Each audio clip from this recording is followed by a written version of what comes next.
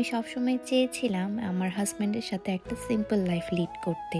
সংসার করব, খাবো দাবো, ঘুরবো ফিরবো, এমন একটি লাইফ চেয়েছিলাম। আসসালামু আলাইকুম everyone, welcome back to my new vlog. কেমন আছেন সবাই? আমার ডেইলি ভ্লগে আপনাদের সবাইকে স্বাগতম। সকালে ঘুম থেকে ওঠার পরে দেখি ঝুম বৃষ্টি এসেছে, তাই তো একটু বিছানার মধ্যেই শুয়েছিলাম। যেহেতু সকালবেলা একটা পার্সেলও এসেছিল, তাই বেশিক্ষণ আর শুয়ে থাকতে পারলাম না। কিনেছিলাম আমার বোনের জন্য কিছু স্কিন কেয়ার এবং হেয়ার কেয়ার প্রোডাক্ট, কিন্তু আনফর্চুনেটলি এগুলো দিয়ে পাঠাতে পারিনি। বাংলাদেশে একটা ভাইয়া যাচ্ছিল, কিন্তু আমাদের কপাল এমনই খারাপ, আমরা ভেবেছিলাম তার পরের দিন তার ফ্লাইট, তার আগের দিনই চলে গিয়েছে। তাই মনটা একটু খারাপ করছিলাম। পরে ভাবলাম যে মন টন খারাপ করে লাভ নেই। আর এই ড্রেসগুলো আমি এখন গোছাচ্ছিলাম, কারণ আমার বাসায় অনেকগুলো ক্লায়েন্ট এসেছিল আলহামদুলিল্লাহ। সো 3টা আপু এসেছিল, অনেকগুলো ড্রেসও নিয়ে গিয়েছে। রিসেন্টলি না আমি একটা খুব সুন্দর ট্রিক্স পেয়েছি, সেটা হচ্ছে ধনিয়া পাতা ফ্রিজে এভাবে না রেখে সুন্দর করে পানি দিয়ে ভিজিয়ে রাখলে কিন্তু অনেক দিন ধনিয়া পাতাটা খাওয়া যায়, এবং ফ্রিজে রেখে দিলে তো অনেক ড্রাই হয়ে যায়, সহজে পচে যায়। এটা করলে কিন্তু পচে না। খুবই ভালো একটা ট্রিক্স আসলে শিখেছি আমি ইন্টারনেট থেকে। এটা কিন্তু সবারই অনেক কাজে দিবে, আপনারাও কিন্তু ট্রাই করতে ভুলবেন না। আজকে বাইরে ইফতার করার একটু প্ল্যান ছিল, তো যেহেতু ক্লায়েন্ট এসেছিল আমার দেরি হয়ে গিয়েছে। এই বাসায় আমরা রোজাটা ভেঙে আমরা এখন যাব একটু ঘুরতে, বাট আনফর্চুনেটলি তুর্য ভাই এবং খাদিজারাও একটু দেরি করছিল। আর এই কুর্তিটা আজকে পরা প্ল্যান করছিলাম আমি, আমার এই আর্টস অফ পিয়ার কুর্তিটা পরার প্ল্যান করছিলাম। এটা আমাদের একটা ম্যাটারনিটি কুর্তি, এত কমফোর্টেবল। আর এগুলো কিন্তু সব আপুরাই পরতে পারে, লাইক যারা প্রেগনেন্ট তারাও পরতে পারে, এবং যারা নর্মালি আমার মতো তারাও কিন্তু পরতে পারে। বিয়ে শাদী তো হয়েছে, ইন ফিউচার বাচ্চারাও প্ল্যান করব, তাই তো এগুলো মাথায় রেখে আপুদের কথাও চিন্তা করে আমি এই কালেকশনগুলো আবার এনেছি। খুবই চটজলদি একটা সিম্পল মেকআপ করব আমি। বেশ খানিকটা দেরি হয়ে গিয়েছিল, আর আমরা কোনো কিছু খাইনি, আর আমি কোনো ইফতার প্রিপারেশনও নেইনি। তাই ভাবলাম যে একটা পরোটা ভেজে খেয়ে ফেলি সবাই মিলে। এরই মধ্যে হচ্ছে তুর্য ভাই এবং খাদিজা চলে এসেছিল, তাই ভাবলাম যে সবাই মিলে আমরা পরোটা এবং ডিম ভাজি খাবো, পরবর্তীতে কোথাও যাবো না খেতে। এই যে আমাদের পরোটা, ডিম ভাজি, আর সামিউল তো পারে না টিভিটার মধ্যে ঢুকে যেতে, এত কাছ থেকে সে গেমগুলো খেলতেছিল। যাই হোক, আমরা গেম টেম খেলে খাওয়া দাওয়া শেষে আবার বের হলাম খাওয়া দাওয়া করার জন্য, কারণ আজকে বের হওয়ার প্ল্যান ছিল আমাদের, প্লাস স্পেশাল ডে ছিল আমার এবং সামিউলের, কারণ আজকে আমাদের 5 বছর একসাথে থাকার হবে। একসাথে থাকার বলতে আজকের এই দিনটাতে বলতে পারেন আমি আপনার ভাইয়াকে হ্যাঁ বলেছিলাম। যাই হোক, আমাদের অফিসিয়ালি কখনো আই লাভ ইউ বলে কখনোই আমাদের প্রপোজ হয়নি।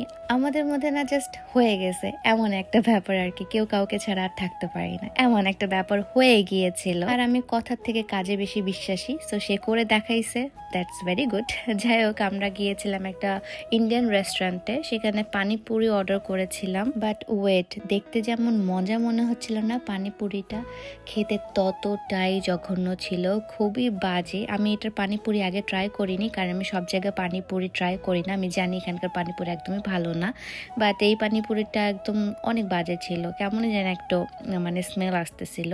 তারপর মোমোস অর্ডার করেছিলাম, এটা নর্মাল ছিল, মানে অতটা হাই কোয়ালিটি বা এতটা হাই লেভেলের মজা না। যাই হোক, এখানে অনেক খাওয়া দাওয়া আমরা করে ফেলেছি। তারপর আমরা ভাবলাম যে একটু ঘোরাফেরা করি। ঘুরতে ঘুরতে আমরা কোন কোন সাইডে যে চলে গিয়েছিলাম আমরা নিজেরাও জানি না। এই জায়গাটার নাম অ্যাকচুয়ালি আমি জানি না, বাট এটা আমার মনে আছে, এটা হচ্ছে সবচেয়ে সাইকেলের বড় ব্রিজ, এটা দিয়ে লংগেস্ট সাইকেল ব্রিজ বলে মনে হয়। সো এই জায়গাটা আমার খুবই ফেভারিট একটা জায়গা, এটা নিচ দিয়ে আমি আগে গিয়েছিলাম, আমি ব্রিজটা দিয়ে কখনো আগে যাইনি। আর এটা দিয়ে কন্টিনিউয়াসলি শিপ যাচ্ছিল, এত ভালো লাগছিল এই সিনটা, স্পেশালি রাতের সিনটা। সো আমি আর খাদিজা দুইজনই তো এখানে ভিডিও ছবি এগুলো তুলতেছিলাম। মেইনলি আমি বের হয়েছি বাসা থেকে মনে হয় 1 সপ্তাহ না 8 দিন পরে। এর মাঝে আমার সামিউলের সাথে অনেক ঝগড়াও লেগেছিল, আমরা 3 দিন কথা বলতেছিলাম না নিজেদের সাথে, তাই আমার বের হওয়াও হয়নি। তো ভাবলাম যে যাই হোক, আজকে যেহেতু একটু টাইম পেয়েছি, আমাদের মধ্যে সবকিছু ঠিকঠাকও হয়ে গেছে, সো আমরা একটু বের হই, ঘুরি ফিরি, খাই দাই আর কি আছে আর জীবনে। সো আমিও ঘুরে বেড়াচ্ছিলাম এখানে। ঠান্ডা অনেকটাই কমে গিয়েছে, বাট রাতের দিকে তো ঠান্ডা করবেই, যেহেতু ঠান্ডারই দেশে থাকি আমরা। ঘোরাফেরা শেষ করে বাসায় এসে চট জলদি হচ্ছে মাংস ছিল বের করা, সেই মাংসটা আমি রান্না করার জন্য বসিয়ে দিয়েছি। আগে ফার্স্ট আমি মাংসটা এভাবে একটু ম্যারিনেট করে রাখি 10 মিনিটের মতো। দেন হচ্ছে আমি আমার কাপড়গুলোকে একটু গুছাই। আমার যে ক্লায়েন্ট আপুরা এসেছিল সে কাপড়গুলো যেগুলো দেখিয়েছিলাম সেগুলো আমি এখন একা হাতে আসলে সবগুলো গুছাবো। এই জিনিসটা আমি কখনোই পছন্দ করি না, বাট স্টিল আমাকে করতে হয়। আমার আরেকটা রুম আবার এলোমেলো হয়ে গিয়েছে, ওটা আবার গোছাতে হবে। তো ভাবলাম যে আস্তে ধীরে আমি সবকিছু এখন গুছিয়ে নিব। আর কয়েকটা মাত্র সাইজেস অ্যাভেলেবেল আছে আমার কাছে, আর সবগুলো নেই। আর আমাদের ইউরোপের অর্ডার কিন্তু একদম ক্লোজ হয়ে গিয়েছে। আর যারা যারা অর্ডার করেছেন প্লিজ একটু ধৈর্য সহকারে থাকবেন, কারণ আমাদের শিপমেন্টটা একটু হোল্ড হয়ে গিয়েছে ফর দ্য যে সিচুয়েশন, আপনারা তো জানেন পৃথিবীর কি সিচুয়েশন আসলে যাচ্ছে। অলরেডি আমি অনেক আপুকে বলে দিয়েছি যে আমাদের একটু লেটও হতে পারে, ঈদের আগে আমি নাও দিতে পারি। সো আমার সাথে একটু কোঅপারেট করবেন যারা যারা অর্ডার করেছেন। Thank you so much. আর হ্যাঁ, এই যে কুর্তিটা দেখছেন, এই কুর্তিটা আমার পেজ আর্টস অফ পিয়ার, অসম্ভব সুন্দর একটা কুর্তি। আর এটা কিন্তু একটু লং কুর্তিটা, বেশি শর্ট না আবার বেশি মিডিয়াম সাইজেরও না, এটা একদম আমাদের লং কুর্তি যেটা বলে সেটা। কুর্তি পরতে আমার সবসময় অনেক বেশি ভালো লাগে, তাই তো কুর্তি কালেকশন আমার সবসময় হিট থাকে অলওয়েজ। আপনারা অনেক পছন্দ করেন আমাদের কুর্তি কালেকশন গুলো। আর এটা একটা ম্যাটারনিটি কুর্তি হওয়াতে এটা সবাই পরতে পারে। আর যারা স্পেশালি প্রেগনেন্ট আপুরা আছেন তাদের জন্য তো এটা স্পেশালি অনেক সুন্দর একটা কুর্তি, তাই না? আর আপনাদের সাথে না একটা মজার নিউজ শেয়ার করি, সেটা হচ্ছে আগামী 5, 6, 7 মার্চ আমার আর্টস অফ পিয়া যাচ্ছে খুলনায়। খুলনাতে আমার ব্র্যান্ড আর্টস অফ পিয়া মেলা দিচ্ছে।